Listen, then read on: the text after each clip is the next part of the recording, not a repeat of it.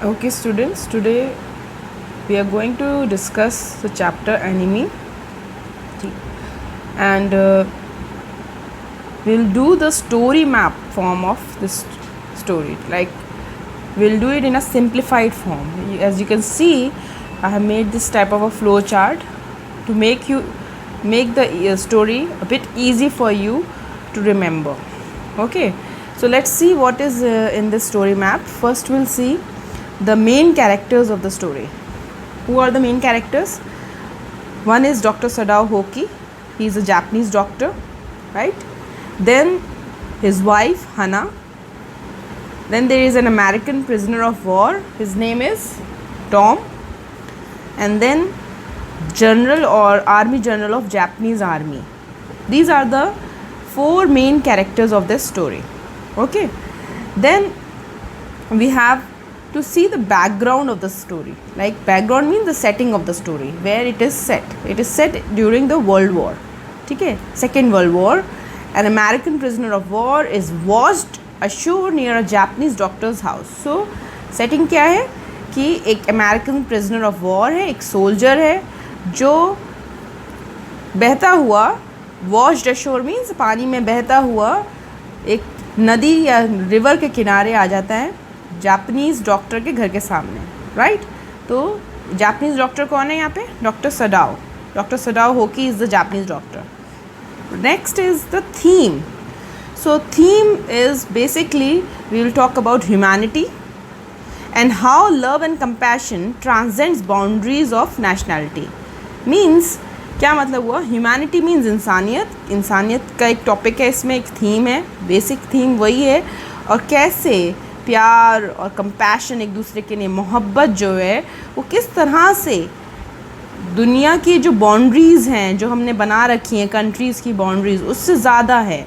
मतलब national boundaries, जैसे कि आप समझ सकते हैं कि एक कंट्री दूसरी कंट्री से आदमी पसंद कर रहा है किसी को, इस बेसिस पे नहीं उसको हेट करा कि वो अमेरिकन है या वो जापानीज़ है या वो इंडियन है, वो Pakistani, but because of humanity, बस इंसान होते हुए वो उसको समझ रहा है, उसको कंपैशन, उसके लिए एम्पैथी रखता है. ठीक है. Then as you know the story is set, कहाँ सेट हुई हुई है? ये सेट हुई है जापान में. ठीक है. और बेसिकली ये वर्ल्ड वॉर के ज़माने में सेट हुई हुई है. वर्ल्ड वॉर के ज़माने में आपको पता ही है कि दो कंट्रीज़ थे, one was America then second was Japan, और वो आपस में लड़ रहे थे. अब अगर हम आज के सिनेरियो में रिलेट करें इस कहानी को तो शायद आप समझ सकें कि फॉर एग्ज़ाम्पल आप अगर डॉक्टर सडाओ होकी की जगह होते तो अगर आपके घर के सामने for example as an Indian doctor आप खड़े होते और आपके घर के सामने एक दरवाज़ा खोलते ही एक चाइनीज़ सोल्जर आ जाता. और आजकल के ज़माने में यू नो कि जैसे इंडिया चाइना में एक बहुत ही ज़्यादा कोल्ड वॉर टाइप चल रही है, तो ऐसी सिचुएशन में एज अ डॉक्टर आपका क्या फ़र्ज़ बनता है? What would you have done as a doctor या एज अ पेट्रियट? कंट्री का पेट्रियाटिज़म के होते हुए या नेशनलिज्म के होते हुए आप क्या करते? आप उस वूंडेड सोल्जर, उस ज़ख्मी चाइनीज़ सोल्जर की मदद करेंगे या नहीं करेंगे? That's the question, that is the question which this story is asking. यही क्वेश्चन ये कहानी जो है आपसे शुरुआत में पूछती है. ठीक है. सो अब एज अ डॉक्टर क्या फ़र्ज़ बनता है हमारा? हमारा फ़र्ज़ एज अ डॉक्टर तो यही बनता है कि हम किसी भी वूंडेड सोल्जर को अपनी आंखों के सामने मरता हुआ ना देख सके. We can not see a patient dying in front of us, because as a doctor आपके दिमाग में यही आएगा कि you have to save the life of the patient, right? So this is what's the dilemma in this story. तो यही situation जो doctor Sadao face कर रहे हैं, इसी को हम कहेंगे डायलेमा सिचुएशन. ठीक है. ये डायलेमा सिचुएशन क्या होता है कि करें या ना करें. When you have two answers to the same question, ये भी सही लग रहा है, वो भी सही लग रहा है, but you are not able to decide what to do.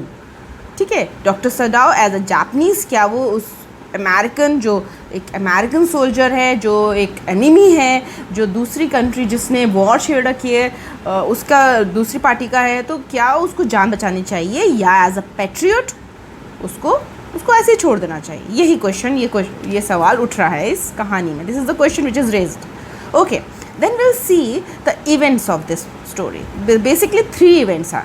अगर मेन इवेंट देखें तो इस कहानी में सिर्फ 3 इवेंट्स जो मेन हैं.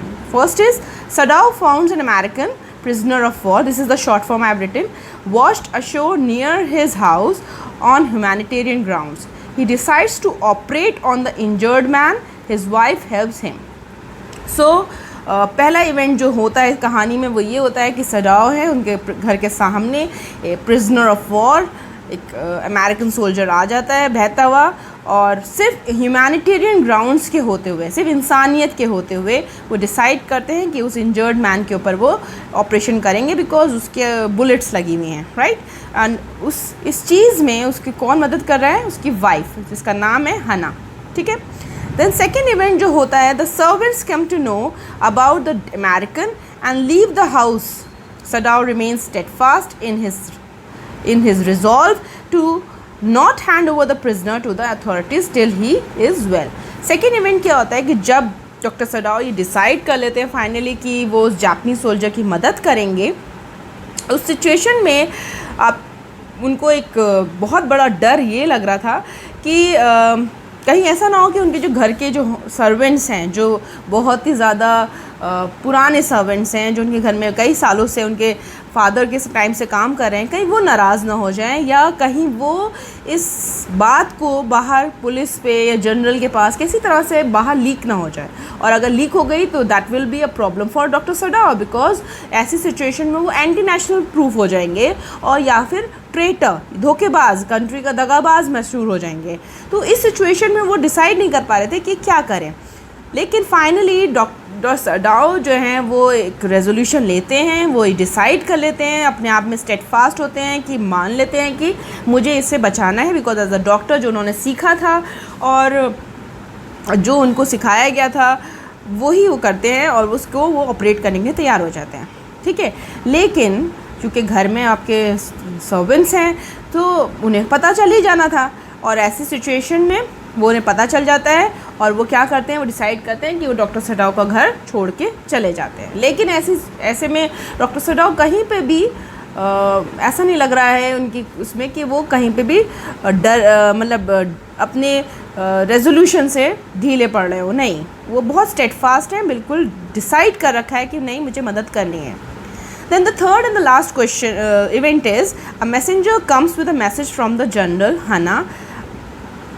Hana assumes that the servants have revealed their secret to the generals. Sadao resolves to get rid of the prisoner. अब थर्ड जो बहुत मेन इवेंट है वो ये होता है कि एक मैसेंजर आता है. कहाँ से आता है? जनरल के घर से आता है और जनरल के ऑफिस से आता है. और हना को पहली बार में ये लगता है कि शायद उनके जो सर्वेंट्स हैं उन्होंने बात को, सीक्रेट को जनरल को पहुंचा दिया है और इसीलिए अब हमें पकड़ने के लिए ये कोई मैसेंजर आया है. लेकिन ऐसा होता नहीं है. और जब सडाओ को ये डर महसूस होने लगता है कि ये तो बहुत ख़तरनाक बात है, तो सडाओ एट लास्ट जनरल को खुद ही बता देते हैं ऐसी सिचुएशन है, उनके घर में एक ऐसा प्रिजनर ऑफ वॉर है. और फिर वो डिसाइड भी कर लेते हैं बाद में कि कैसे उस प्रिजनर से छुटकारा पाएँ, how to get rid of that prisoner. ठीक है. बिकॉज एक बहुत बड़ी प्रॉब्लम क्रिएट हो गई उनके लिए, क्योंकि वो एक प्रिजनर ऑफ वॉर को घर में रखे हुए हैं, उसको ना चाहते हुए भी या चाहते हुए भी दोनों बातें चल रही हैं. चाह भी रहे हैं उसकी जान बचाना और नहीं भी चाह रहे हैं, बिकॉज एज अ एनिमी वो नहीं चाह रहे कि वो बचे, लेकिन एज अ डॉक्टर वो चाह रहे हैं कि वो बच भी जाए. सो दोनों चीज़ें चल रही हैं दिमाग में, लेकिन एक बहुत कन्फ्लिक्टिंग सिचुएशन है और इस वजह से वो is not able to decide finally. And then वो इतनी टेंशन के माहौल को चाहते नहीं है घर में ज़्यादा बढ़े, तो he wants to get rid of that prisoner. Then we come to the climax. Sadao is called by the general to operate on him. Sadao tells him about the prisoner. The general assures him that he would get rid of the prisoner, but he forgets. अब होता क्या है, climax कब आता है कि Sadao decide करते हैं कि जनरल को वो खुद बता देते हैं, क्योंकि general because Sadao is a surgeon in army और जनरल भी बीमार है. सो डॉक्टर सडाओ जो है he tells the general, because उनके घर में एक ऐसी सिचुएशन में फंसे हुए हैं, so he has to tell the secret about the prisoner of war. So general assures him that he would get rid of the prisoner because general बहुत selfish है. उसको सडाओ से क्या चाहिए? उसको सडाओ से उसकी मदद चाहिए because general is ill, वो बीमार है और वो नहीं चाहता कि डॉक्टर सडाओ किसी तरह से भी उस पर से अटेंशन हटा दें और किसी तरह से भी ऐसा ना हो कि डॉक्टर सडाओ फंस जाएं और वो जेल जाना पड़ जाए. तो वो अपनी हेल्थ के खातिर डॉक्टर सडाओ की मदद करने की कोशिश करता है और वो कहता है कि he will take care, he will do the rest of the thing और वो मदद करेगा कि प्रिजनर से रिड होने के लिए, right. He will assures him that he will get rid of the prisoner. But होता क्या है, वो इतना सेल्फिश है बिकॉज वो अपनी हेल्थ से रिलेटेड बातें ही सोचता रहता है. So he forgets. और वो जो उन्होंने प्लान किया था to kill the prisoner of war की रात के उस डिसाइड ये करते हैं कि कब बीच रात में वो कुछ ही send some plant killers and वो जो जाकर प्रिजनर ऑफ वॉर को किल कर देंगे और उसकी डेड बॉडी भी खुद ही ले जाएंगे. ऐसा होता नहीं है. सो फाइनली डॉक्टर सडाओ खुद डिसाइड करते हैं. क्या करते हैं वो? Doctor Sadao helps the prisoner to escape after he had regained his health and thus proves that humanity is above hatred and narrow distinctions, race, color and nationality. तो at last doctor Sadao को लगता है कि उन्हें खुद ही उसकी मदद करनी चाहिए और जब प्रिजनर ऑफ वॉर थोड़ा सा ठीक हो जाता है, इतना ठीक हो जाता है कि he is able to walk easily, तो वो डिसाइड करते हैं कि वो खुद ही उससे छुटकारा पाते हैं और वो एक प्लान करते हैं कि प्रिजनर ऑफ वॉर को एक बोट अरेंज करते हैं, थोड़ा सा पानी अरेंज करते हैं, वाटर होते हैं, ड्रिंकिंग वाटर मीन्स, और he gives him the torch. और वो जो उनके नियर बाय आइलैंड था जो उनके घर से दिखता था, वहाँ पर उसको कहते हैं कि you should sell of from here. और उसको फिर बाद में एक प्रिकॉशंस भी देते हैं कि आग ऐसे मत जलाना बिकॉज अगर आग जलेगी तो समवन विल न्यू कि तुम वहाँ पर हो. एंड डेली उसने कहा कि आप तुम अपनी ख़बर देने के लिए you could just switch off the torch, तो उससे मुझे मालूम हो जाएगा कि तुम वहाँ हो और ठीक हो. तो मीन बाय कुछ ही दिन में ऐसा होता है कि प्रिजनर ऑफ वॉर को कुछ बोट्स मिल जाती हैं, कुछ शिप्स मिल जाती हैं जिसके ज़रिए वो अपने लैंड पे चला जाता है और फाइनली डॉक्टर सडाओ उससे रिड हो जाते हैं and he is able to save that man's life also.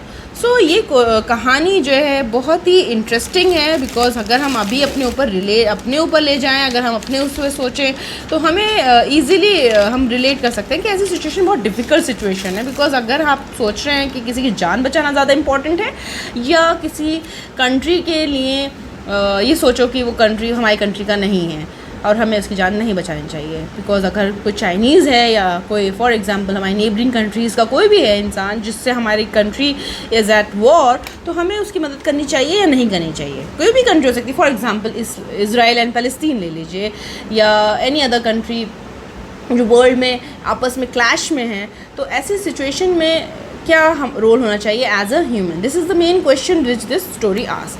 So for now इतना अभी के लिए काफ़ी है. ठीक है, ओके, बाय, थैंक यू.